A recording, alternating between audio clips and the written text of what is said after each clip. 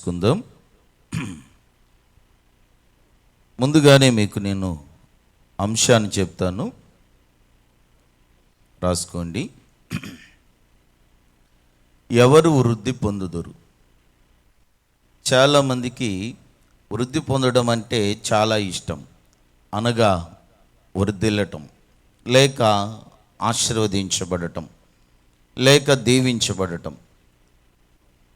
చాలామందికి నేను వర్ధిల్లాలి, ఈ 2026 సంవత్సరంలో నేను ఆశీర్వదించబడాలి, నేను దీవించబడాలి, నేను వృద్ధి చెందాలని పిల్లారా ప్రతి ఒక్కరికి ఆశ ఉంది.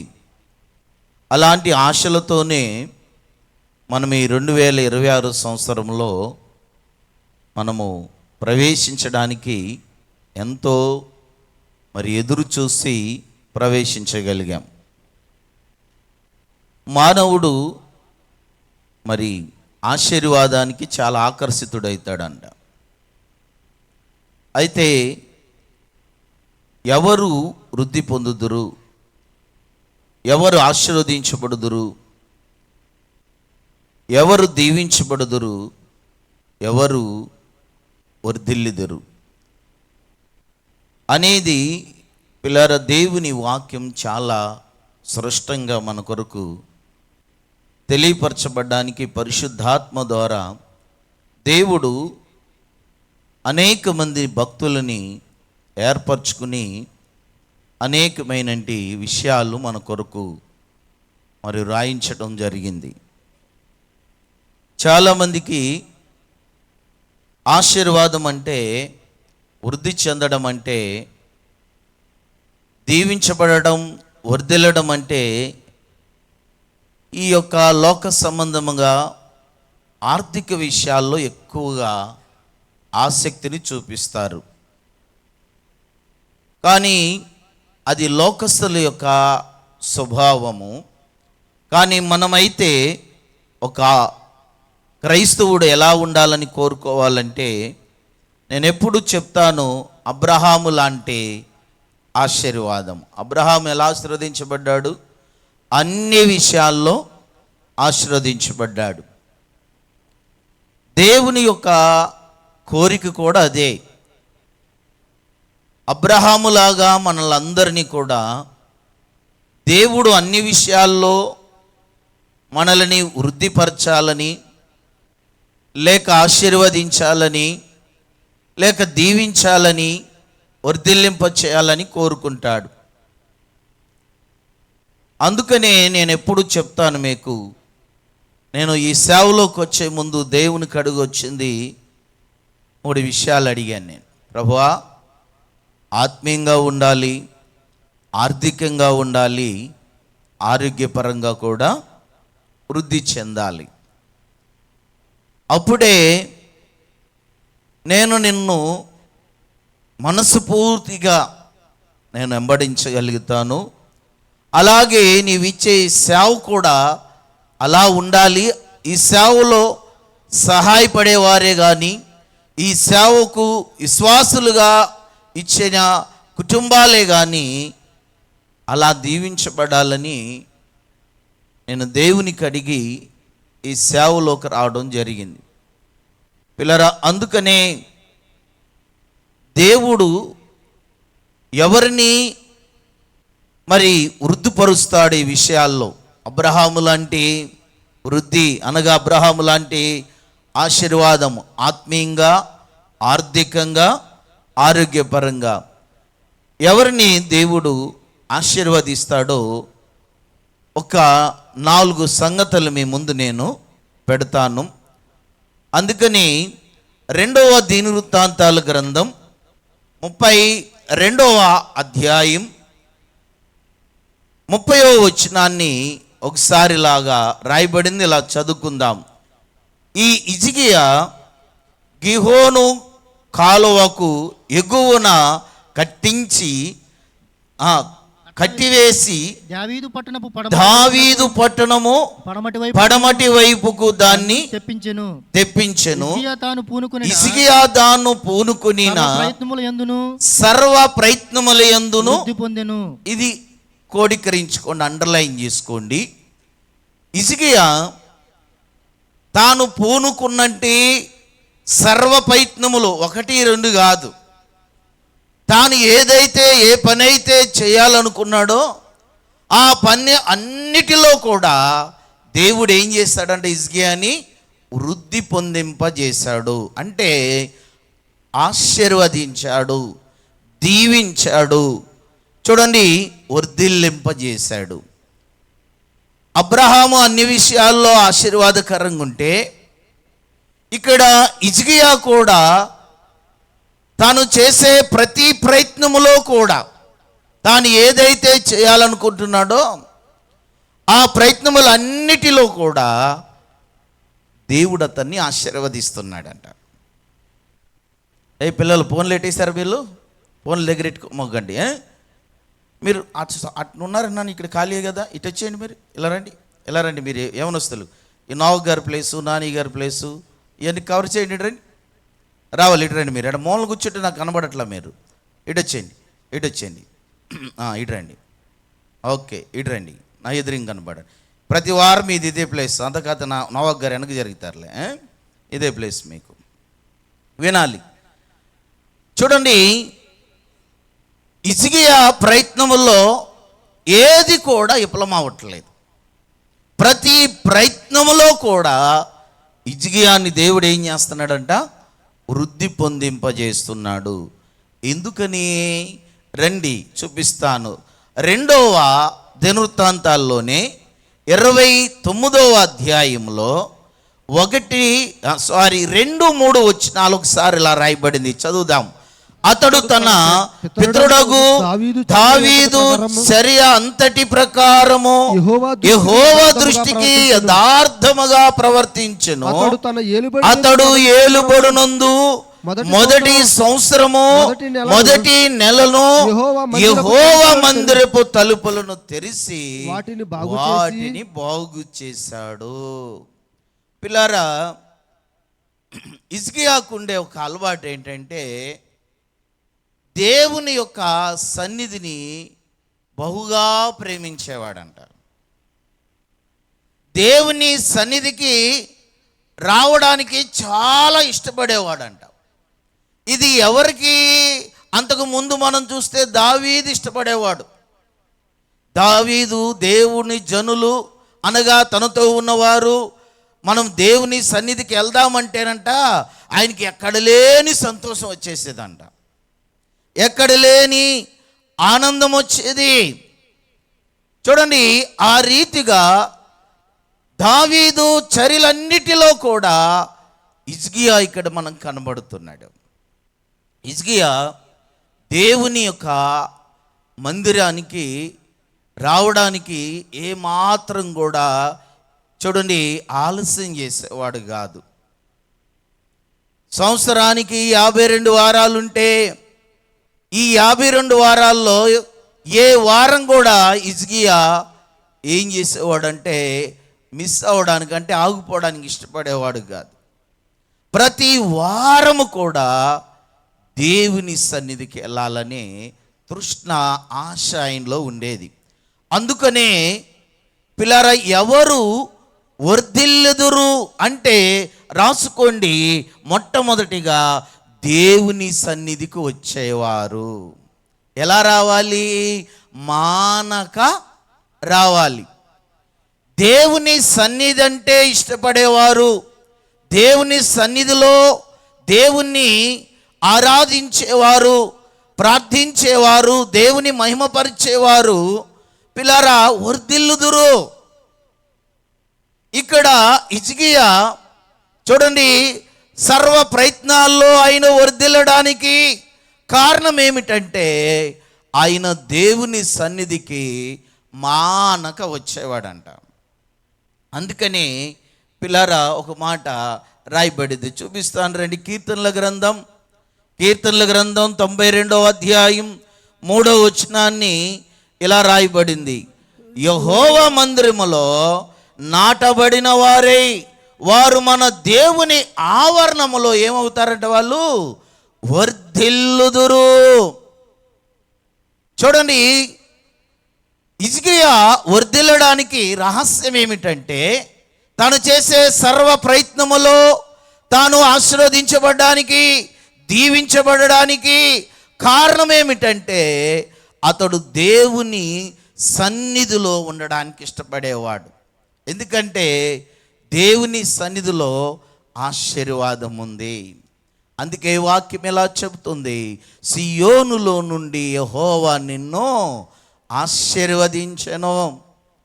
దేవుని సన్నిధిలోనికి వచ్చిన వారు, దేవుని సన్నిధిలో నాటబడిన మొక్క వలె ఉన్నవారు చూడండి ఎలా ఉంటారు అంటే, వారు ఆత్మీయంగా వర్ధిల్లుదురు, ఆర్థికంగా వర్ధిల్లుదురు. చూడండి పిల్లరా, ఆరోగ్యపరంగా కూడా వారు వర్ధిల్లుదురని దేవుని వాక్యం చెప్తుంది. ఎందుకంటే నువ్వు ఇంటి దగ్గర కూర్చుని, ఇంటి దగ్గర పడుకుని, చూడండి నీవు ఆదివారం కూడా పనికి వెళ్ళిపోయి, ఆదివారం కూడా జలసాలు చేస్తూ నీ ఇష్టం వచ్చినట్లుగా నువ్వు జీవిస్తే నీ ప్రయత్నాలలో విఫలమైతే కానీ నీ ప్రయత్నములు సఫలము కావు. ఎందుకంటే హిజ్కియా ప్రయత్నాలన్నిటిలో, సర్వ ప్రయత్నాలన్నిటిలో అతడు వృద్ధి చెందడానికి కారణం ఏంటంటే, అతడు దేవుని సన్నిధికి వచ్చేవాడు. దేవుని సన్నిధిలోనే నాకు ఆశీర్వాదం ఉంది అని గ్రహించినవాడు. ఇంకా దేవుని సన్నిధిలో ఇంకా ఏముంటాయో రండి చూపిస్తాను మీకు. కీర్తనల గ్రంథం 16వ అధ్యాయం 11వ వచనములో ఎలా రాయబడింది, జీవమార్గమును నీవు నాకు తెలియజేసేదవు, నీ సన్నిధి సంపూర్ణ సంతోషము గలదు, నీ కుడి చేతిలో నిత్యము సుఖములు కలవు. పిల్లరా, దేవుని సన్నిధిలో జీవ మార్గం ఉన్నది. ఆ జీవ మార్గము యేసే. ఎందుకంటే పిల్లరా, యేసు ప్రభు వారిని కలుసుకునే స్థలము ఈ యొక్క దేవుని మందిరము. ఆయన యొక్క సన్నిధిలోకి వస్తే ఆ జీవాన్ని, ఆ జీవ మార్గము అనగా ఆ పరలోక మార్గాన్ని నీవు తెలుసుకోగలుగుతావు. అంతేకాదు దేవుని సన్నిధిలోనంట సంతోషం కాదు. ఏ సంతోషం అది? సంపూర్ణమైన సంతోషం. డబ్బు వలన సంపూర్ణ సంతోషం రాదు. చూడండి, ఈ లోక సంబంధమైనటి యవనిచ్చల వలన, యవన కోరికల వలన చూడండి సంతోషము అనగా చూడండి సంపూర్ణ సంతోషం అది ఇవ్వలేదు. ఈ లోకం ఇచ్చేది కొంత సంతోషమే, కొంతకాలమే. కానీ దేవుని సన్నిధిలోకి వస్తే, నువ్వు దేవుని సన్నిధిలో నీవు ఉండగలిగితే, దేవుని సన్నిధిలో నీవు గడపగలిగితే, దేవుని సన్నిధిలో నీకేం దొరికిద్దంటే ఇక్కడ సంపూర్ణమైన సంతోషము. హిజ్కియా తను చేసే ప్రయత్నాలన్నిటినీ చూడండి వృద్ధి పొందుతుంటే, సఫలమవుతుంటే, వర్ధిల్లుచుంటే, ఆశీర్వదించబడుతుంటే, దీవించబడుతుంటే ఆయనలో చూడండి సంపూర్ణమైన సంతోషం. చూడండి పిల్లరా, అంతేకాదు అక్కడ నిత్యము సుఖములు కలవంట. ఎక్కడా? దేవుని సన్నిధిలో సుఖమున్నది. పిల్లరా, చాలామంది అంటారు చూడండి ఆ డబ్బులో ఉంది సుఖం అనుకుంటారు. లోకంలో అక్కడ ఇక్కడికి వెళ్ళి అది ఇది చేస్తే, కొంతకాలం కష్టపడితే తర్వాత సుఖపడొచ్చులే అనుకుంటారు. నో నో నో నో, నీవు ఈ లోకంలో ఎంతకాలమో నువ్వేవేవి చేసినా నీ జీవితానికి సుఖమనగా విశ్రాంతి ఉండదు.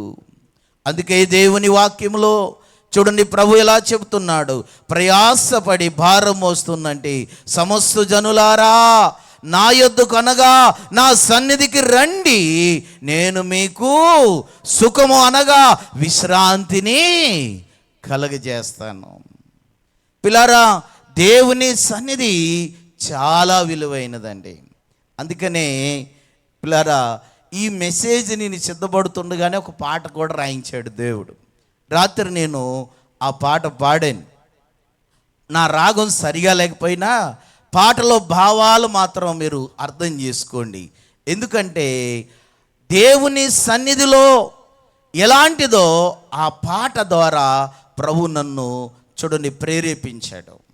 ఈ వాక్యాన్ని సిద్ధపడుచుండగా ఈ వాక్యం కొరకే ఆ పాట రాయించినట్టు అనిపించింది నాకు. ఒకసారి పాడుకుందాం పిల్లరా, అందరం కూడా గ్రహిద్దాం. అమ్మా నాన్న లాంటిది నీ సన్నిధి నాకు యేసయ్యా, అమ్మా నాన్న లాంటిది నీ సన్నిధి నాకు యేసయ్యా, అమ్మలాంటి ప్రేమ నాన్నలాంటి ఆదరణ నీ సన్నిధిలో ఉన్నది, అమ్మలాంటి ప్రేమ నాన్నలాంటి ఆదరణ నీ సన్నిధిలో ఉన్నది, అమ్మా నాన్న లాంటిది నీ సన్నిధి నాకు యేసయ్యా.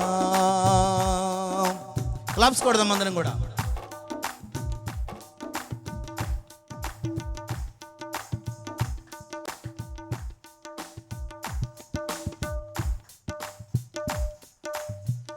కష్ట నష్టాలు కలిగిన నీ సన్నిధిలో నాకు విడుదల ఉన్నది,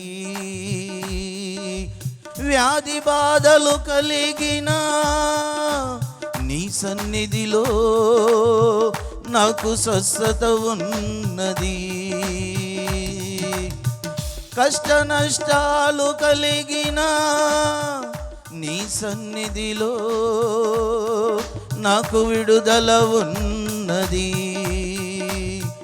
వ్యాధి బాధలు కలిగిన నీ సన్నిధిలో నాకు స్వస్థత ఉన్నది,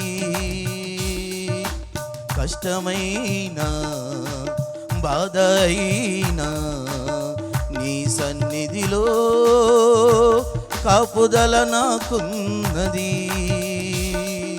కష్టమైన బాధ అయినా నీ సన్నిధిలో కాపుదల నాకున్నది,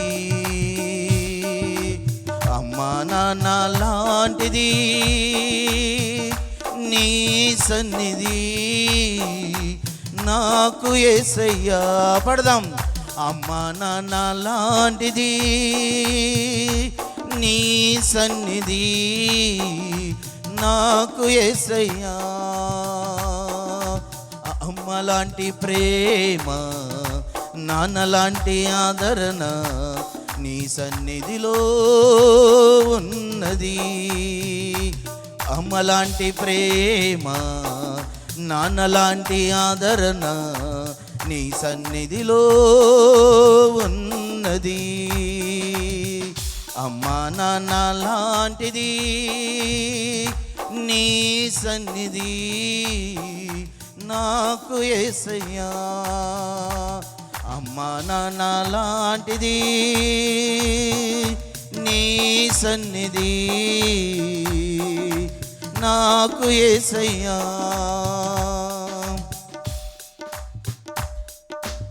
నీ ప్రతి ఆశీర్వాదాలతో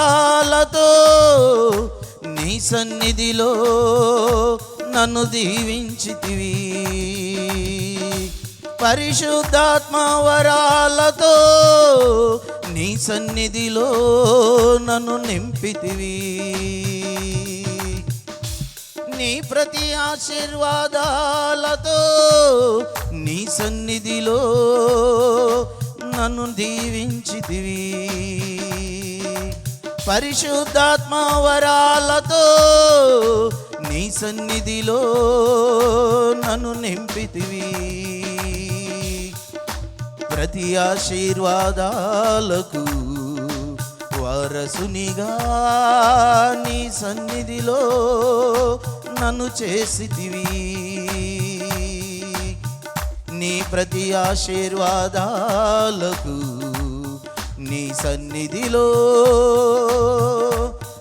వారసునిగా నన్ను చేసితివి.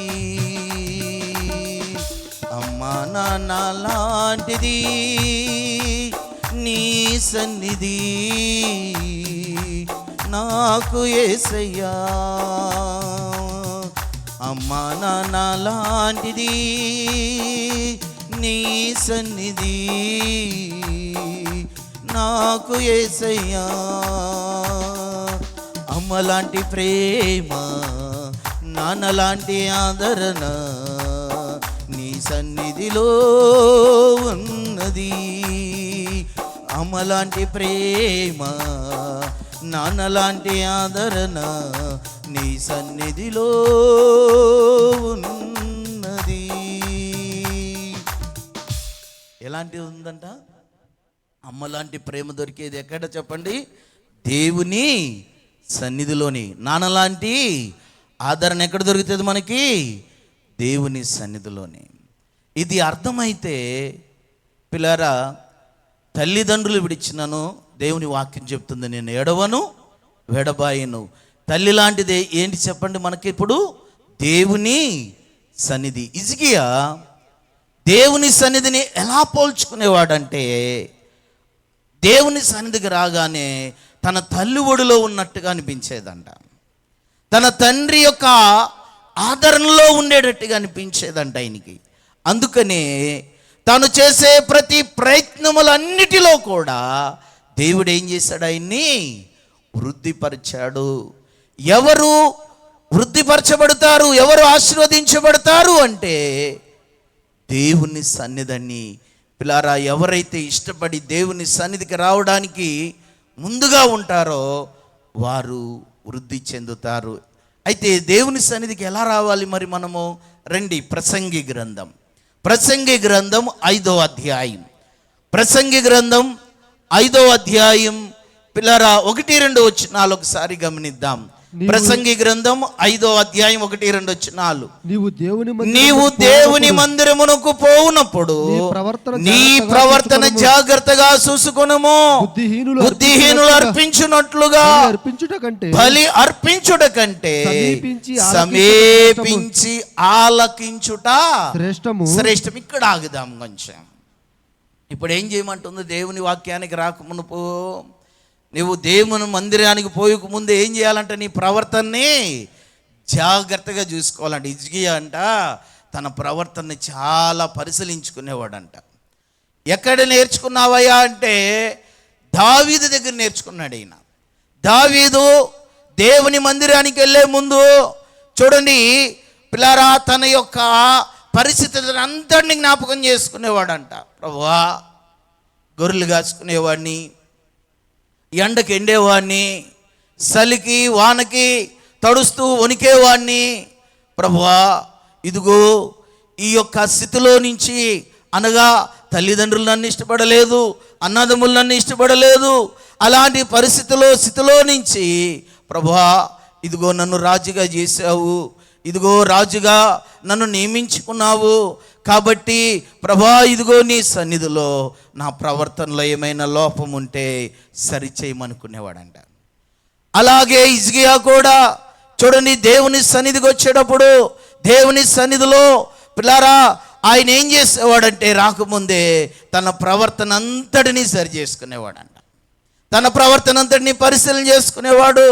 అయ్యా, నా మాటల ద్వారానా, నా చూపుల ద్వారానా, నా ఆలోచనల ద్వారానా ఎక్కడైనా నిన్ను దుఃఖపరిచానేమో నన్ను క్షమించని పిల్లారా ఇంటి దగ్గరే తన ప్రవర్తన అంతటిని కూడా సరి చేసుకున్నాడు. సరి చేసుకుని దేవుని సన్నిధిలోకి వచ్చి దేవుని సన్నిధిలో ఏం చేసేవాడంటే దేవుని వాక్యాన్ని ఆలకించేవాడంట. శ్రద్ధగా వినేవాడు. యవనస్తులు వింటున్నారా? దేవుని వాక్యం వినకపోతే మీరు వర్ధిల్లలేరు.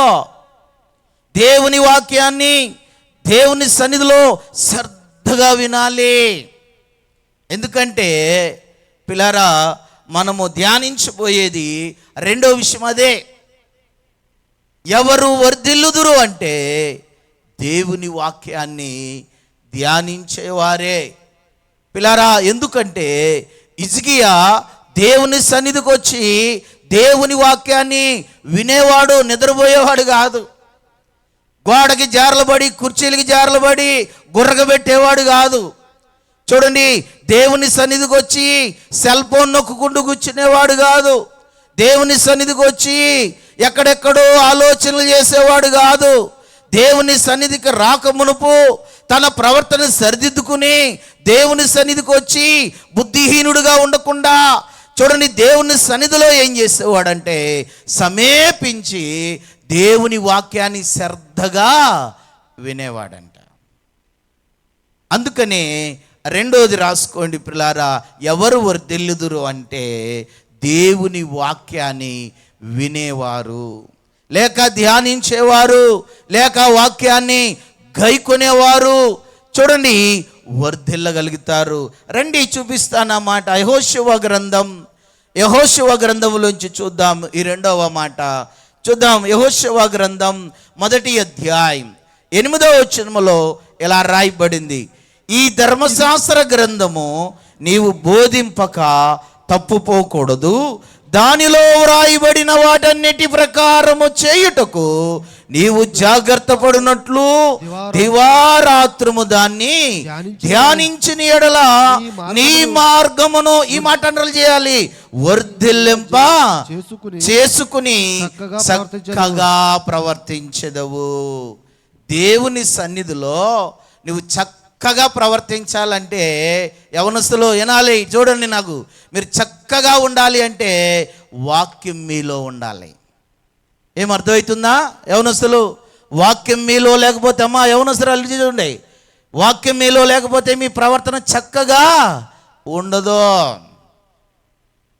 దేవుని సన్నిధికి వచ్చి దేవుని సన్నిధిలో దేవుని వాక్యాన్ని సమీపించి విన్న వాళ్ళు మాత్రమే వారి జీవితాలను చక్కబరుచుకుంటారు. అంతే, చక్కదనంగా ఉంటుంది అంతే. చూడండి, వంకర టింకర్లుగా మాట్లాడో, వంకర టింకర్ లాంటి జీవితం ఉండదు. చూడండి, దేవుని వాక్యము పిల్లరా నీలో ఉన్నప్పుడు, నీ యొక్క హృదయంలో ఉన్నప్పుడు నీ జీవితం ఎలా ఉంటుందంటే చక్కగా ఉండి ఆ జీవితం వృద్ధి చెందిద్దంట. అంటే ఆశీర్వదించబడతావు, దీవించబడతావు, వర్ధిల్లుతావు. హిజ్కియా దేవుని సన్నిధికి వచ్చి దేవుని సన్నిధిలో తను చేయే ప్రయత్నములన్నిటిలో కూడా చూడండి, ఆయన వర్ధిల్లడానికి కారణం ఏంటంటే దేవుని వాక్యాన్ని ధ్యానించి ఆ వాక్యాన్ని నేర్చుకుని దాన్ని పాటించి ఇతరులకి దాన్ని బోధించే అనుభవం. చూడండి, అలాంటి అనుభవంలో ఉంది తాను చేయుచున్నటి ప్రతి సర్వ ప్రయత్నాలని దేవుడు ఏం చేస్తున్నాడంటే వర్ధిల్లింపజేస్తున్నాడు. పిల్లరా, తన జీవితాన్ని చక్కబరుచుకుంటున్నాడు వాక్యం చేత. తనలో ఆయాస్కరమైనది ఏమైనా ఉంటే దాన్ని తీసివేసుకోవడానికి వాక్యము ద్వారా, వాక్యపు వెలుగులోనికి వెళ్తున్నాడు. అందుకని పిల్లరా, దేవుని వాక్యం మనలో ఉండాలి.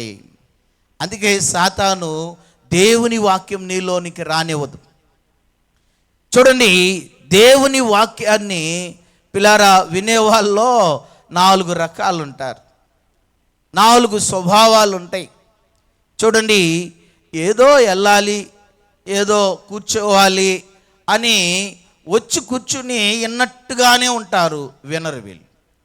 రెండో వాళ్ళు ఉంటారు, చూడండి పిల్లారా, వీళ్ళు ఎలాంటి వారంటే చూడండి ఆవేశంగా వింటారన్నమాట. విని ఏదైనా చూడండి మాట వాళ్ళకి గద్దించేది వచ్చిందనుకోండి, నొప్పించేది వచ్చిందనుకోండి, ఇక పాస్టర్ గారిని విమర్శించడానికి చూస్తారు. ఇది రెండో బ్యాచ్. ఇంకా మూడో బ్యాచ్ ఉంది. వీళ్ళు కూడా దేవుని సన్నిధిలో చాలా బాగా వింటారు, వాక్యము ఇక్కడే పెట్టుకుంటారు, ఇక్కడికి రాదు. ఇక్కడే పెట్టుకున్న వాళ్ళు ఏం చేస్తారంటే మందిరం దాటగానే మర్చిపోతారు, లేదంటే కొంచెం ఇంటి దాకా గుర్తుపెట్టుకుంటారు, ఇంటికి వెళ్ళిన తర్వాత దాన్ని కూడా మర్చిపోతారు, లేదా ఒకరోజు 2 రోజులు జ్ఞాపకం పెట్టుకుంటారు, ఇక్కడే ఉంచుకుంటారు, ఇక్కడికి వెళ్ళదు. అలాంటి బ్యాచ్ కూడా ఉంటుంది దేవుని వాక్యం వినేవాళ్ళు. ఇంకా 4వ రకం ఏంటిదంటే వాళ్ళు వాక్యం ఎక్కడ వస్తుంది, వాళ్ళ హృదయంలోనికి వస్తుంది. హృదయంలోనికి వాక్యం వచ్చినప్పుడు వాళ్ళు ప్రవర్తన సరిదిద్దుకుంటారు, వారి ప్రవర్తన చక్కబరుచుకుంటారు. చూడండి, వాక్యాన్ని బట్టి చూడండి వారి జీవితాలని ఆశీర్వాదకరంగా ఇజ్కియాలాగా చూడండి సర్వ ప్రయత్నాలలో వాళ్ళు వృద్ధి చెందగలుగుతారు. ప్రియులారా, ఈ యొక్క వచ్చి కూర్చుని నిద్రపోయే వాళ్ళు చూడండి వాక్యం విని నా కోసమే అయ్యగారు చెప్పేశాడని ఆవేశపడేవారు, చూడండి వాక్యం విని ఇక్కడ మాత్రమే పెట్టుకునే వాళ్ళు చూడండి వృద్ధి చెందలేరు, ఆశీర్వదించబడలేరు, దీవించబడలేరు. పిల్లారా, వారి జీవితంలో వర్ధిల్లింపదనం ఉండదండి. అందుకనే పిల్లారా, దేవుని యొక్క వాక్యాన్ని ఏం చేయాలంటే పిల్లారా మనం చదవాలండి. అందుకనే కీర్తనల గ్రంథం 1వ అధ్యాయం మనకు అందరికి వచ్చింది, కంఠజాని చెప్పేస్తారు. దుష్టుల ఆలోచన చెప్పున నడవక, పాపుల మార్గమున నిలవక, అపహాసులు కూర్చున్న చోటన కూర్చుండక, యెహోవా ధర్మశాస్త్రమునందు ఆనందించుచు దివారాత్రములు దాన్ని ధ్యానించేవాడు ధన్యుడు. అతడు నీటి కాలవ యోరన నాటబడినదై ఆకు వాడక తన కాలమందు ఏం చేస్తుందంట, ఫలమిచ్చు చెట్టు వలె ఉండును. అతడు చేయనిదంతయు ఏం చేస్తాడంటే దేవుడు సఫలపరుస్తాడు. కానీ మనం ఇది చెయ్యం. ఎవరి ఆలోచనలో కూర్చుంటాం, వెళ్ళి దుష్టుడితోనే సావాసం. చూడండి, ఎవరి మార్గంలోకి వెళ్తాం మనము, పాపుల మార్గంలోనే వెళ్తానంటావు. చూడండి, అపహాసులతోనే కలిసిపోతానంటావు. నువ్వెలా వృద్ధి చెందుతావు, నువ్వెలా ఆశీర్వదించబడతావు, నువ్వెలా దీవించబడతావు, నువ్వెలా వర్ధిల్లగలుగుతావు బిడా? దేవుని వాక్యాన్ని నీవు ధ్యానించినప్పుడు చూడండి, దాన్ని శ్రద్ధగా విన్నప్పుడు చూడండి, దాని ప్రకారంగా నువ్వు జీవించినప్పుడు ఆకు వాడక తన కాలమందు చూడండి ఫలమిచ్చే చెట్టు వలే, అంటే నీ జీవితము పచ్చగా ఉంటుందన్నమాట, ఆశీర్వాదకరంగా ఉంటుంది, దీవునికరంగా ఉంటుంది. కానీ చాలామందికి బద్ధకం ఏంటంటే వాక్యం చదవరు, వాక్యం ధ్యానించరు, వాక్యం వినరు, వాక్యం ప్రకారంగా జీవించరు. ఇలాంటి వారు ఎలా వర్ధిల్లగలుగుతారండి? ఎలా కుటుంబం వర్ధిల్లగలుగుద్ది? ఎలా ఆశీర్వదించబడగలుగుతావు? చూడండి, ఈ లోక సంబంధంగా కొన్ని ఆశీర్వాదాలు ఉండొచ్చేమో కానీ నువ్వు ఆత్మీయంగా ఉండలేవు. నువ్వు ఈ లోక సంబంధంగా ఆరోగ్యంగా ఉండొచ్చేమో కానీ ఆత్మ సంబంధమైన ఆరోగ్యం నీలో ఉండదు. ఈ యొక్క ఆత్మ సంబంధమైన ఆరోగ్యం లేకపోయినా, ఆత్మ సంబంధమైన ధనము నీలో లేకపోయినా నువ్వు పరలోకానికి చేరలేవు. ఈ లోక సంబంధమైన ధనము నిన్ను పరలోకం చేర్చలేదు, ఈ లోక సంబంధమైన ఆరోగ్యము నిన్ను పరలోకం చేర్చలేదు. నిన్ను చేర్చేది దేవుని వాక్యము, అనగా ఆత్మ సంబంధమైన ఆశీర్వాదాలు. చూడండి, వాక్యం ఎందుకు మనము చదవమంటే పిల్లరా కొన్ని కారణాలు ఉన్నాయి. కానీ ఒక భక్తుడు దేవుని వాక్యాన్ని ఎలాగా ఇష్టపడుతున్నాడు రండి చూపిస్తాను. 119వ కీర్తన 97వ వచనములో, నీ ధర్మశాస్త్రము నాకెంతో ప్రియమై ఉన్నది, దినమెల్లా నేను దానిని ఇష్టం. అంటే చూడండి, వాక్యం, దేవుని వాక్యం చదవడానికి ఇష్టపడాలి మనం. చూడండి, అందుకని ఇంకో మాట కూడా చదివి కలిపి చెప్తాను మీకు. 119వ కీర్తనలోనే 165వ వచనంలో ఇలా రాయబడింది, నీ ధర్మశాస్త్రమును ప్రేమించే వారికి ఎంతో నెమ్మది కలదు, వారు తూలి తొట్టిల్లుటకు కారణం ఏమీయూ లేదు. యవనస్తులు బాగా చూడండి, ఇటు చూడండి. ప్రేమిస్తున్నారో? వాక్యం అంటే ఇష్టమా మీకు? సెల్ ఫోన్ అంటే ఇష్టం కదా, బైక్ అంటే ఇష్టం కదా, అమ్మాయి అంటే ఇష్టం మీకు. అమ్మాయి ఏంటి మీరు ఎవరు ఇష్టపడుతున్నారు? ఇక్కడ వాక్యం ఏం చెప్తుంది? ఎవరిని ఇష్టపడాలి చెప్పండి? దేవుని వాక్యాన్ని ఇష్టపడాలి. దేవుని వాక్యం మీద ఉండాలి ప్రేమ. అలాంటి వారే దేవుని వాక్యాన్ని చదువుతారు. అలాంటి వారే దేవుని వాక్యాన్ని ధ్యానించగలుగుతారు.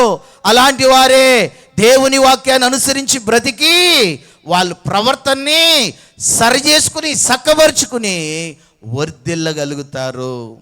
పిల్లారా చూడండి, పెద్దోళ్ళు కూడా ఏది ఇష్టం వీళ్ళకి? స్త్రీలకైతే బంగారము, చీరలు, వస్త్రధారణ. చూడండి, ఈ యొక్క లోక సంబంధమైనవి ఇష్టపడతారు వాళ్ళు.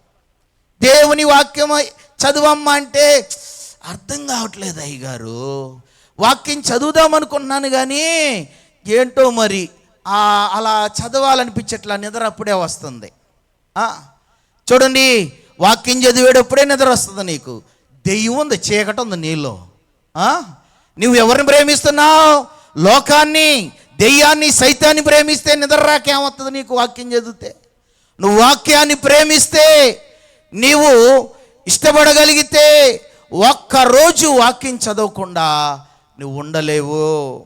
చూడండి, చాలామందికి చూడండి, పురుషులుగా అయితే చూడండి, వీళ్ళకి డబ్బు సంపాదించాలి, ఆస్తును కూడబెట్టుకోవాలి, పేరు ప్రఖ్యాతులు సంపాదించాలి.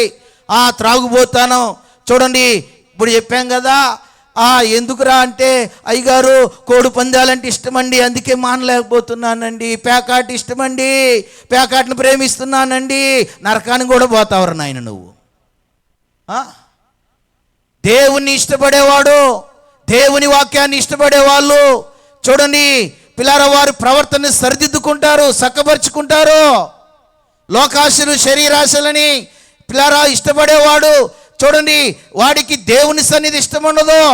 ఫేస్బుక్, పేడబుక్, ఇన్స్టాగ్రాములు చూడండి, ఈ మాయిదారు వచ్చిన ఈ టెక్నాలజీ అంతటిని పనికిమాలంగా వాడుకోవడానికి ఇష్టం. వీడికి టెక్నాలజీని కనిపెట్టిన వాళ్ళని తిట్టకూడదండి, చాలా మంచిగానే కనిపెట్టాడు. వాడుకునే రోగం మనకు మాయ రోగాలు వచ్చి వ్యర్థంగా వాడుకున్నాం వాటిని. చూడండి పిల్లారా, ఎందుకంటే అవి మనకు మేలుకరంగానే దేవుడు చేయాలని చూస్తున్నాడు, కానీ మనమే వాటిని హానికరంగా మార్చుకుంటున్నాం. పిల్లారా, ఈ దినాల్లో చాలామంది చూడండి దేవుని వాక్యాన్ని ఇష్టపడకపోవడం వలన, ప్రేమించకపోవడం వలన సారాయిని ప్రేమించడమో, పనికిమాలిన వాసన కొట్టే ఆ గుటకాలను ప్రేమించడమో. చూడండి, వాటిని ఇష్టపడేవాడు మాత్రము ఈ వాక్యానికి ఇష్టపడ్డు. Bible తీయడు, Bible చదవడు. చూడండి, దేవుని సన్నిధిలోకి వచ్చిన వాక్యం వినడు, విన్నట్టుగా ఉంటాడు. ఏదైనా ఈ మాట ఆయనకు అనిపిస్తే అయ్యగారి మీద కోపం పెట్టుకుంటాడు. ఇది తప్ప వాడికి తెలిసింది, అయ్యో నేను వాక్యాన్ని ఇష్టపడితేనే కదా, ప్రేమిస్తేనే కదా నేను చదివేది, ఆ వాక్యం నాకు అర్థమైతేనే కదా నా జీవితాన్ని చక్కబరుచుకునేది, నా జీవితాన్ని సరిదిద్దుకునేది. ఇజిగియాలాగా సర్వ ప్రయత్నములో నేను వృద్ధి చెందగలుగుతాను, ఆశీర్వదించబడతాను, నా కుటుంబం ఆశీర్వాదకరంగా ఉంటుంది. ఈ గ్రహింపు ఏముండదు. చూడండి, నువ్వు దేన్ని ఎక్కువగా ఇష్టపడతావో, దేన్ని ఎక్కువగా ప్రేమిస్తావో దానికే బానిసవైతావు, దానికే నీ యొక్క జీవితాన్ని అంతటిని కూడా ఇవ్వడానికి ఇష్టపడతావు. పిల్లారా, అందుకనే దేవుని సన్నిధిలో దేవుని యొక్క వాక్యం చెబుతుంది. ఏమని చెబుతుందంటే పిల్లారా, దేవుని వాక్యాన్ని నువ్వు ఇష్టపడాలి, వినడానికి ఇష్టపడాలి, చదవడానికి ఇష్టపడాలి, దాన్ని ధ్యానించడానికి ఇష్టపడాలి. చూడండి, దాన్ని పాటించడానికి కూడా నీకు ఇష్టం ఉండాలి. లేకపోతే నీవు దేవుని వాక్యం కాదు, నీవు దుష్టుల ఆలోచన చెప్పున పాపుల మార్గంలోనూ అపవాసులతో కలిసిపోయి నువ్వు ఎంజాయ్ చేస్తావు. ఇక అందుకే వాక్యం ఉంది చూడండి, దుష్ట సాంగత్యము మంచి నడవడికని ఏం చేస్తుందంట? చెరిపివేస్తుంది. పిల్లరా, అందుకనే దేవుని వాక్యాన్ని చూడండి మనం ఇష్టపడగలిగితే, ప్రేమించగలిగితే, చూడండి దేవుని వాక్యం వినుట వలన కొన్ని ప్రయోజనాలు ఉన్నాయి. అట్లా చెప్పి నేను ముందుకెళ్తాను, నాకు సమయం లేదు కనుక అండర్లైన్ చేసుకోండి. రోమీలకు రాసిన పత్రిక 10:17 తెలిసిందే. కాగా వినుట వలన ఏం కలిగిద్దండి? ఇక్కడ విశ్వాసం వృద్ధి చెందాలంటే వాక్యాన్ని నువ్వు ప్రేమించాలి, అనగా చదవాలి, ధ్యానించాలి. రెండోది కీర్తనల గ్రంథం 119:11 ప్రకారంగా నీ ఎదుట నేను పాపము చేయకుండానట్లు నా హృదయంలో ఏమించుకోవాలి. ఇప్పుడు నేను వాక్యము లేకపోతే నువ్వు పాపములో పడిపోతావు. చూడండి 119 కీర్తనలోనే 9వ వచనములో యవనస్తులు అండర్లైన్ చేయాలి బాగా. నేను అడుగుతా మరలా చెప్పాలి ఈ మాట మీరు. యవనస్తులు దేని చేత తమ నడతను శుద్ధిపరుచుకుందురు? నీ వాక్యమును బట్టి, దాన్ని జాగ్రత్తగా చూసుకున్న దాన్ని బట్టే. రండి, ఇంకో తలంపు ఉన్నది. కీర్తనల గ్రంథం 119వ అధ్యాయములోనే 105వ వచనములో ఇలా రాయబడింది, నీ వాక్యము నా పాదములకు దీపము, నా త్రోవకు వెలుగై ఉన్నది. మరొక తలంపు రండి, కీర్తనల గ్రంథం 119:50లో చూస్తే, నీ వాక్యము నన్ను బ్రతికించుచున్నది, నా బాధల్లో ఇదే నాకు నెమ్మదినిస్తుంది. ఎంత గొప్పదండి వాక్యం. నీ బాధల్లో చూడండి, నీ యొక్క కష్టాల్లో, ఇబ్బందుల్లో నీ స్నేహితులు నీకు ఆదరించకపోవచ్చు, నీ తల్లిదండ్రులు నిన్ను ఆదరించకపోవచ్చు, నీ కన్న బిడ్డలే నిన్ను చూడండి చేరదీయకపోవచ్చు, కానీ నీ బాధల్లో చేరదీసి నిన్ను బలపరిచి నీకు ఆరోగ్యం ఇచ్చేది, స్వస్థతనిచ్చేది ఏమిటంటే దేవుని వాక్యమే. మీకు బలహీనతలుగా ఉన్నారా? వాక్యం చదవండి, మీరు స్వస్థత పొందుతారు. మీరు ఒకవేళ బాధల్లో, కష్టాల్లో, అప్పుల్లో, సమస్యల్లో ఉన్నారా? వాక్యం చదవండి, వాటన్నిటి నుంచి దేవుడు మిమ్మల్ని విడిపిస్తాడు. ఎందుకంటే ఆది యందు వాక్యం ఉండిన వాక్యమే. మరి వాక్యం చదవకుండా యేసయ్యా యేసయ్యా అంటే ఆయన చేర్చుకుంటాడా? నీకు చేర్చుకోడు, నీ బాధలు తీయలేడు. ఎందుకంటే ప్రభువా ప్రభువా అన్నవాడు పరలోక రాజ్యములో ప్రవేశించాడంట. దేవుని చిత్తం చేయాలి అంటే నువ్వు వాక్యం చదవాలా. వాక్యం చదవకుండా నీ జీవితంలో నీవు వృద్ధి చెందలేవు. ఇది రెండో తలంపు, అలా మనసులో పెట్టుకోండి. రండి, మూడో తలంపు దగ్గరికి వచ్చేద్దాం. మూడో తలంపు దగ్గరికి వద్దాం పిల్లారా. మూడో తలంపు ఏంటంటే చూద్దాము రండి. ఏబు గ్రంథం 8వ అధ్యాయం పిల్లారా 5, 6, 7 వచనాలు చదువుదాం. ఏబు గ్రంథం 8వ అధ్యాయం చూడండి 5, 6, 7 వచనాలలో ఉన్నాయి. నీవు జాగ్రత్తగా దేవుని వెతికిన ఎడల సర్వశక్తి యొక్క దేవుని బ్రతిమాలుకుని ఎడల నీవు పవిత్రుడివై యథార్థవంతుడివై ఎడల నిశ్చయముగా ఆయన నీ యందు శ్రద్ధ నిలిపి నీ నీతికి తగునట్టుగా నీ నివాస స్థలమును వర్ధిల్ల చేయును. అప్పుడు నీ స్థితి మొదట కొద్దిగా ఉండిను, తుదకు నీవు ఎలా మారుతావంట? మహా అభివృద్ధిగా మారిపోతావు, అంటే పొందుతావు. అంటే పిల్లారా ఇక్కడ రాసుకోండి, ప్రార్థన చేసేవారు బ్రతుమాలుకున్నట అంటే ప్రార్థన చేయుట. చూడండి, ప్రార్థన చేసేవారు వృద్ధి చెందుతారు, ప్రార్థన చేసేవారు ఆశీర్వదించబడతారు, ప్రార్థన చేసేవారు దీవించబడతారు, ప్రార్థన చేసేవారు వర్ధిల్లుతారు. తుదక నీ స్థితి మొదట కొంచెముగా ఉండెనను, చూడండి అది మహావృద్ధిగా దేవుడు నీ జీవితాన్ని చేస్తాడు. పిల్లారా, హిజ్కియా చూడండి ఎలాంటి వాడంటే ప్రార్థన చేసేవాడు. తన సర్వ ప్రయత్నములన్నిటినీ దేవుడు వృద్ధిపరచడానికి, ఆశీర్వదించడానికి గల కారణం ఏంటంటే మూడవదిగా తన జీవితంలో ప్రార్థన చేసేవాడు. బ్రతిమాలుకొనుట అంటే ప్రార్థన చేయటం. పిల్లారా, ఎలా ప్రార్థన చేయాలి మనము? అలా చెప్తాను, రాసుకోండి అంతే. ఎక్కి నేను చదివించే సమయం లేదు కనుక కీర్తనల గ్రంథం 55వ అధ్యాయం 17వ వచనం ప్రకారంగా సాయంకాలము, ఉదయము, మధ్యాహ్నము నేను ధ్యానించుచు మొర్రపెట్టుకుందును, ఆయన నా ప్రార్థన ఆలకించును. ఉదయకాల ప్రార్థన ఉండాలి, మధ్యాహ్న కాల ప్రార్థన ఉండాలి.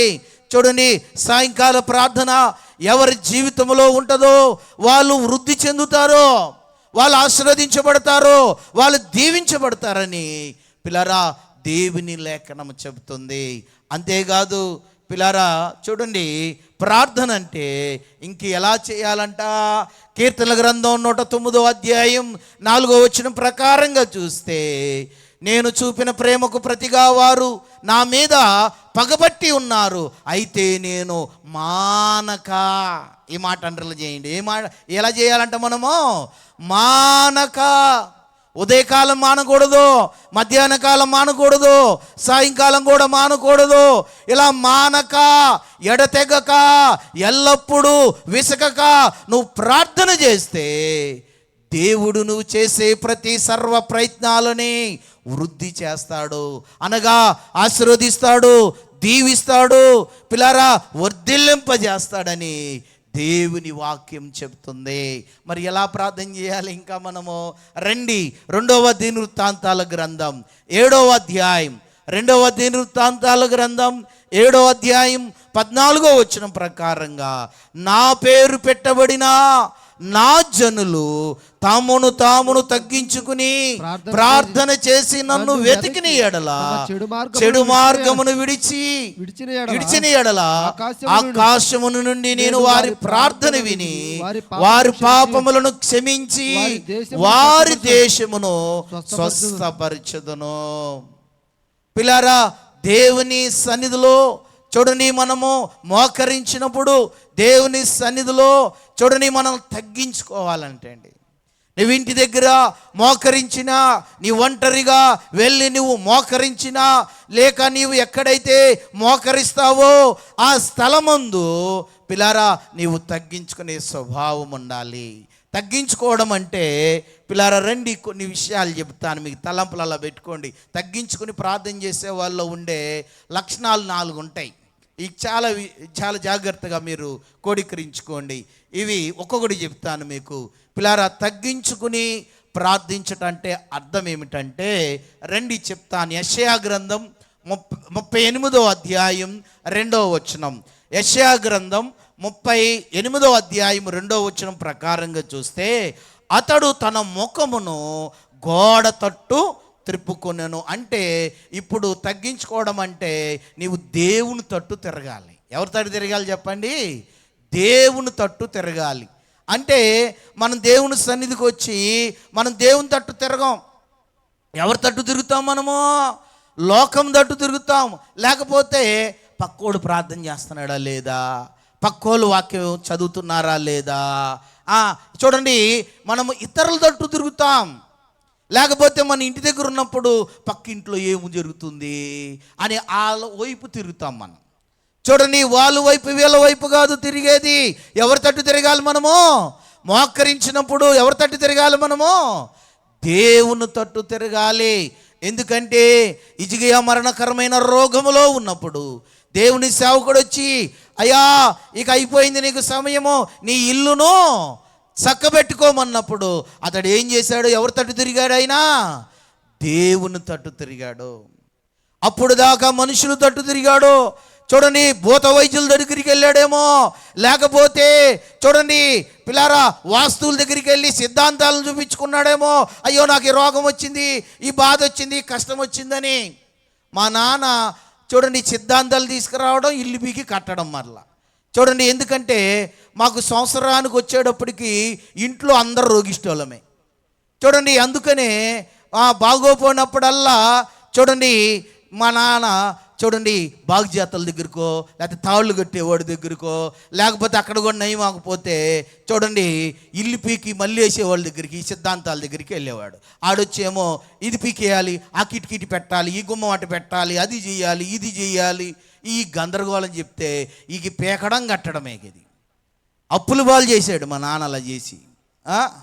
చూడండి పిల్లారా, ఎందుకు ఈ మాట చెప్తున్నానంటే మనము వాస్తువుల తట్టు కాదు తిరిగేది, దేవుని తట్టు తిరుగు. నీకు రోగం వస్తే నీవు నీ యొక్క సమీక్షలో, నువ్వు అప్పుల్లో సమీక్షలో ఉన్నావా, వ్యాధి బాధల్లో ఉన్నావా, నువ్వు దేవుని తట్టు తిరిగి నువ్వు నిన్ను తగ్గించుకోవడం అది. కాబట్టి అప్పుడు ప్రార్థన చేయి. హిజ్కియా దేవుని తట్టు తిరిగి ప్రార్థన చేశాడు, అంతే. మళ్ళీ ఎమ్మటనే జవాబు వచ్చింది. హిజ్కియాకి దేవుడు ఎన్ని సంవత్సరాలు ఆయుష్నిచ్చాడు? మరలా 15 సంవత్సరాలు ఇచ్చాడు. ఇది మొదటిది తగ్గించుకోవడం అంటే. రండి, రెండోది 2వ దినవృత్తాంతాల గ్రంథం 20వ అధ్యాయం. 2వ దినవృత్తాంతాల గ్రంథం 20వ అధ్యాయం 3వ వచనాన్ని చూద్దాం. 2వ దినవృత్తాంతాల గ్రంథం 20వ అధ్యాయం 3వ వచనములో, అందుకు యెహోషాపాతు భయపడి యెహోవా యొద్ద విచారించుటకు, ఈ మాట అండర్లైన్ చేయండి, మనస్సు నిలుపుకుని.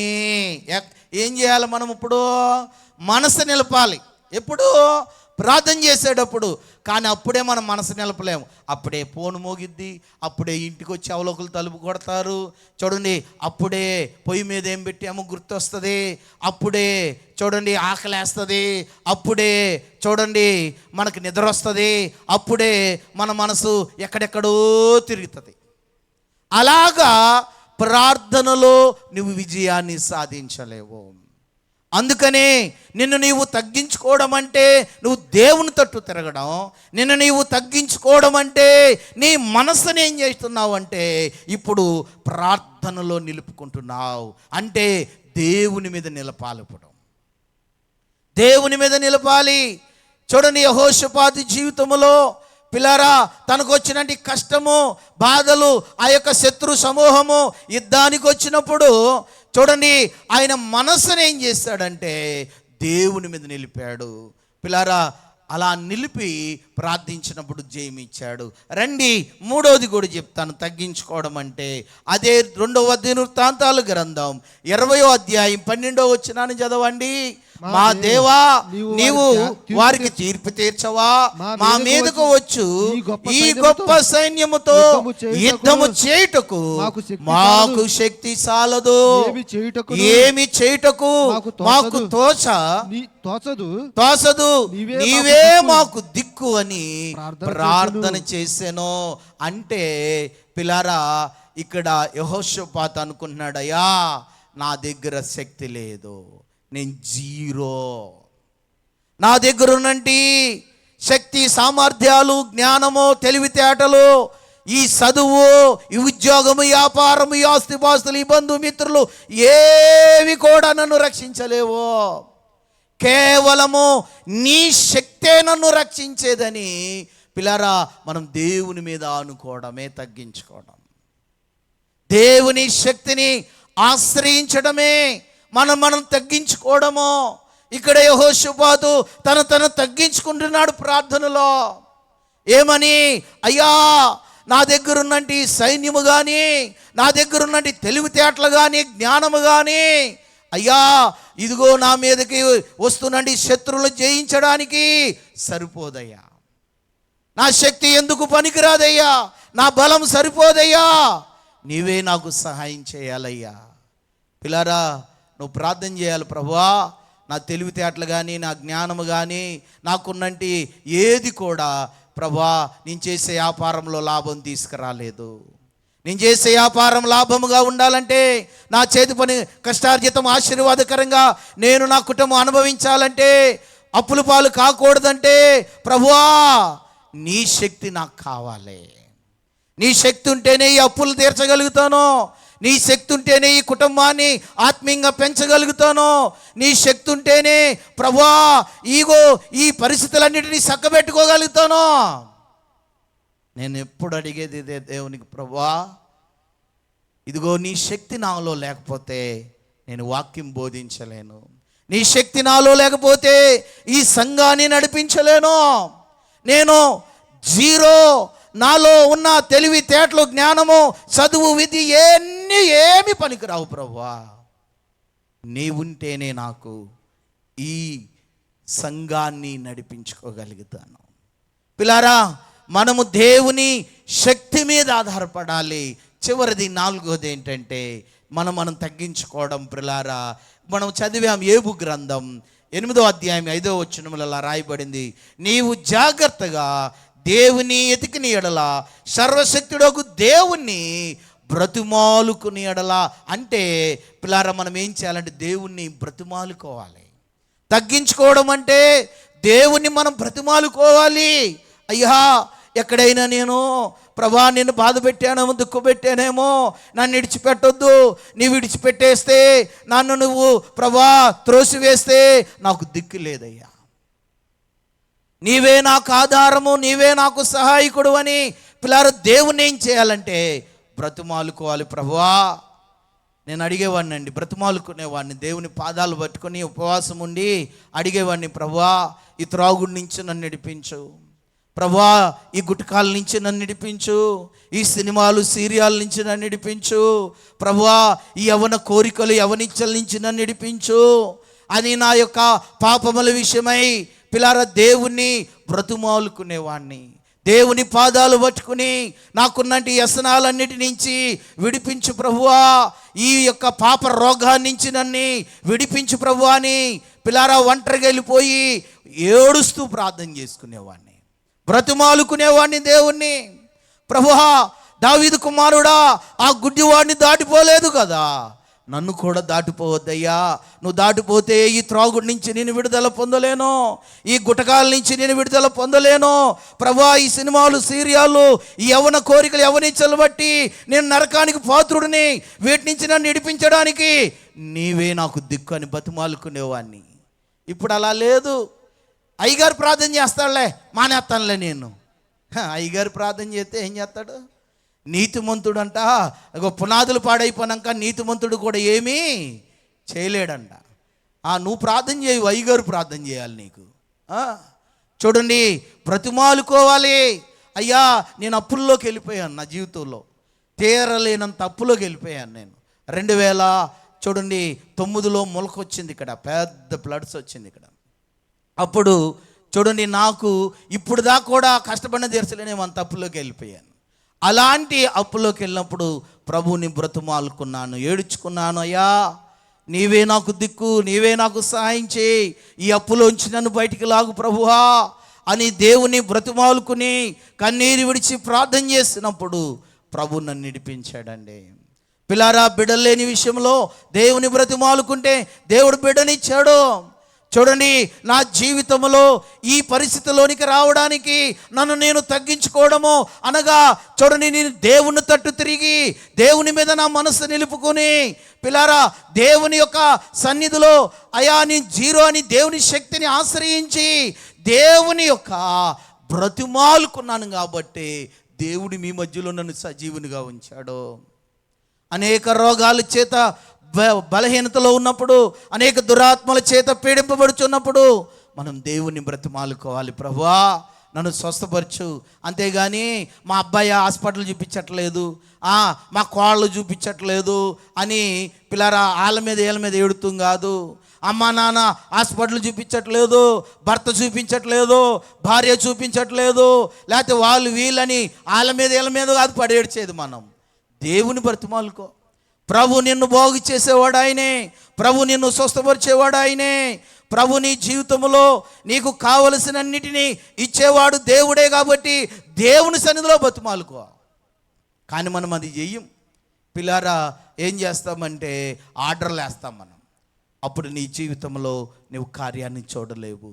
అందుకనే చూడండి, హిజ్కియా తను చేసే సర్వ ప్రయత్నములన్నిటిలో దేవుడు తన్ని వృద్ధిపరిచాడు అంటే అతడు దేవుని తట్టు తిరిగాడు, ప్రార్థన చేశాడు, మనసు నిలుపుకున్నాడు. చూడండి, దేవుని సన్నిధిలో దేవుని శక్తిని ఆశ్రయించాడు, దేవుని బ్రతిమాలుకున్నాడు. కాబట్టి దేవుడు ఆయన జీవితంలో వృద్ధిలోనికి తీసుకొచ్చాడు. పిల్లారా, అందుకనే ఈ విషయాన్ని మనసులో పెట్టుకొని 3 విషయాలు నేర్పించాను నేను. మొదటి చెప్పండి ఏంటిది? ఏం చేయాలి? మనం ఎక్కడికి రావాలి? దేవుని సన్నిధికి మానక రావాలి. రెండోది ఏం చేయాలి? మనము దేవుని వాక్యం దివారాత్రములు ధ్యానించాలి. మూడోది ఏంటి చెప్పండి? మానక ఏం చేయాలి? మనము ప్రార్థన చేయాలి. రండి, నాలుగోది చెప్పి నేను ముగిస్తాను. పిల్లారా, చివరి విషయాన్ని చెప్తూ నేను ముగిస్తాను జస్ట్ అలాగా. రండి, నాలుగోది ఏబు గ్రంథం 22వ అధ్యాయం 23వ వచనం. ఏబు గ్రంథం 22వ అధ్యాయం 23వ వచనములో సర్వశక్తిని వైపు నీవు తిరిగిన ఎడల నీ గుడారములో నుండి దుర్మార్గమును దూరముగా తొలగించిన ఎడల నీవు అభివృద్ధి పొందెదవో. పిల్లారా, నాలుగోదిగా రాసుకోండి, నీ దేహములో ఉన్న పాపాన్ని తొలగించుకోవాలి. గుడారం అనగా మన దేహమే. చూడండి, మన దేహములో ఉన్నటి పాపాన్ని మనము తొలగించుకున్నప్పుడు మనం వృద్ధి పొందుతాము. మన గుడారములో అనగా మన యొక్క ఇంటిలో ఉన్నంటి వ్యర్థమైనటి ఆ సినిమాలు చూసే ఆ యొక్క వ్యర్థమైనటి వస్తువులు, లేకపోతే వ్యర్థమైనటి ఆ యొక్క పాప సంబంధమైనవి ఏవి మనకు అంటే మన గృహాల్లో ఉండకూడదండి. అవి తీసి పారవేసుకోవాలి. మన యొక్క దేహం అనే ఈ యొక్క ఇంటిలోంచి తీసేసుకోవాలి. మనం నివసిస్తున్నటి గృహంలోంచి కూడా మనము తీసివేసుకోగలిగితే దేవుడు ఏం చేస్తాడంటే నిన్ను వృద్ధిలోకి తీసుకొస్తాడు, అనగా నిన్ను ఆశీర్వదిస్తాడు. దేవుడు నిన్ను దీవిస్తాడు, మేలుకరంగా నీ జీవితాన్ని మారుస్తాడు. మరి నేను చేసేసాను అయ్యగారు, ఇక పర్వాలేదు కదా, మారు మనసు పొందేశాను కదా అని అనుకుంటున్నారేమో. రండి, నేను అందుకే చెప్తా పౌలు గారి మాట ఎప్పుడును, దినదినం ఏం చేయాలంటే మనము మారు మనసు పొందాలి. అందుకు ఉదాహరణకు ఒక మాట చూపిస్తా రండి. 2వ తిమోతికి రాసిన పత్రిక 2వ అధ్యాయం 19వ వచనం. 2వ తిమోతికి రాసిన పత్రిక 2వ అధ్యాయం 19వ వచనంలో రాయబడింది, అయినను దేవుని యొక్క స్థిరమైన పునాది నిలకడగా ఉన్నది, ప్రభు తన వారిని ఎరుగును. అనుదినము, ఈ మాట అండర్లు చేయాలి, యవనస్తులు కూడా చేయండి. అనుదినము ప్రభు నామమును ఒప్పుకొనుచు ప్రతి వాడును దుర్నీతి నుండి తొలగిపోవలను అనున్నది. అంటే అనుదినం అంటే ప్రతిరోజు పరిశీలన చేసుకోవాలి. ప్రతిరోజు పరిశీలన చేసుకోవాలి. ప్రభా, నోటి మాటల్లోనా, చూపుల్లోనా, ఆలోచనలోనా ఎక్కడైనా కోపడ్డానా, భర్త మీద, భార్య మీద, బిడ్డల మీద, తల్లిదండ్రుల మీద, ప్రభా నేను ఏదైనా పొరపాటు చేసేనా, ఆయాస్కరమైన మార్గం నాలో ఏదైనా ఉందా, నీకు విరుద్ధమైనదని అనుదినము ప్రతిరోజు కూడా మనం పరిశీలన చేసుకోవాలి. చూడండి, మనం ప్రతిరోజు స్నానం చేస్తాం, లేకపోతే కంపు కొడుతుంది. ప్రతిరోజు ముఖం దోముకుంటాం మనం, లేకపోతే నోరంతా పాసుకంపే. చూడండి, ప్రతిరోజు కూడా వస్త్రాలు మారుస్తాం, వేసుకునే వస్త్రాలు వేసుకుంటే కంపు కొడతాం. ప్రతిరోజు వస్త్రాలని ఇడిచి వాటిని ఉతుక్కుంటాం. ప్రతిరోజు కూడా వంట చేసే పాత్రలని తోముతారు పాపం స్త్రీలు. ప్రతిరోజు కూడా ఇంటిని శుభ్రం పరుచుకుంటారు. ఇల్లు తొడగపోతే అది బూజు కట్టి చూడండి ఎంత కంపు కొడుతుందో. చూడండి, పాత్రలు తోమకపోతే అవి ఎంత కంపు కొడతాయో. ప్రతిరోజు అని దినము నీ జీవితాన్ని నువ్వు పరీక్షించుకోవాలి. పరిశీలన చేసుకుని నువ్వేం చేయాలంటే ఎక్కడైనా ఏదైనా లోపం ఉంటే దాన్ని నువ్వు సరిదిద్దుకోవాలి. అప్పుడే నీవు చేసే ప్రతి ప్రయత్నములో దేవుడు ఏం చేస్తాడు, నిన్ను వృద్ధిపరింపజేస్తాడు, అనగా ఆశీర్వదింపజేస్తాడు, దీవింపజేస్తాడు ప్రిలారా. కాబట్టి 4 ఒకసారి జ్ఞాపకం చేసుకుని మనం ముగింపులోకి వెళ్ళిపోద్దాం. ఒకసారి చెప్పండి, మీరు చెప్పండి, మొదటిదండి చెప్పండి, ఏం చేయాలి మనము? దేవుని సన్నిధికి మానక రావాలి. ఏంటిది మన అంశం ఏంటి అసలు చెప్పండి, మన అంశం ఏంటిది? ఎవరు వృద్ధి పొందుదురు? ఎవరు పొందుతారు? మానక దేవుని సన్నిధికి వచ్చేవాళ్ళు. రెండో వారు ఎవరు? వాళ్ళు మానక ప్రార్థన చేసేవారు. మూడో వారు ఎవరు చెప్పండి? వాక్యం ధ్యానించేవారు. మూడోది ఎవరు చెప్పండి? మానక ప్రార్థన చేసేవారు. నాలుగోది మన దేహములో ఉన్న పాపాన్ని మానక అనగా ప్రతి దినం ఏం చేయాలి మనము? తీసివేసుకున్న వాళ్ళు. అలా తీసివేసుకుంటే దేవుడు నిన్ను వృద్ధిపరుస్తాడు, దేవుడు నిన్ను ఆశీర్వదిస్తాడు. అటు కృప మనందరికీ దయచేయునుగాక. ఆమేన్. లేచి నిలబడదాం, చిన్న ప్రార్థన చేసుకుందాం, తదుపరిది ముగించులోనికి వెళ్దాం. కాబట్టి లేచి నిలబడదాం, ప్రార్థన చేద్దాం, ప్రభు సన్నిధులు అడిగిదాం. ప్రభువా, ఇదిగో ఎవరు వృద్ధి పొందుదురంటే ప్రభువా ఇజ్గియలాగా తండ్రి సర్వ ప్రయత్నాల్లో ఎవరు ఆశీర్వదించబడుదురంటే